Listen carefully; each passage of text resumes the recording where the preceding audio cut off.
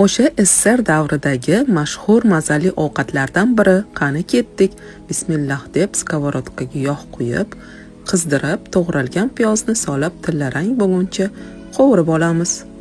Salomka qilib to'g'ralgan go'shtni solib, qovurishda davom etamiz. Sig'ichdan chiqarilgan sabzi, chesnok solamiz. Yaxshilab qovurib, tomat solamiz. Bir qoshiq un solib, yaxshilab aralashtirib, tuz, ziravorlar solib, qovurib, suv solamiz. Pishishiga yaqin lavrol list solib, 15 minutdan keyin olib tashlaymiz. Garniri xohishga qarab, menda bugun kartoshkadan pyure va grechka pishirib oldim. Podachasini videoda ko'rsatilgandek qilsangiz, juda ham nafis, noodatiy ko'rinadi. Siz ham albatta oila a'zolaringiz uchun tayyorlab ko'ring, juda ham mazali bo'ladi. Video foydali bo'lgan bo'lsa, yurakchan bosib qo'yish esingizdan chiqmasin. Profilimga o'tsangiz, yanada zo'r retseptlarni ko'rishingiz mumkin. Ketkazgan vaqtimiz hammamizga manfaatli bo'lsin.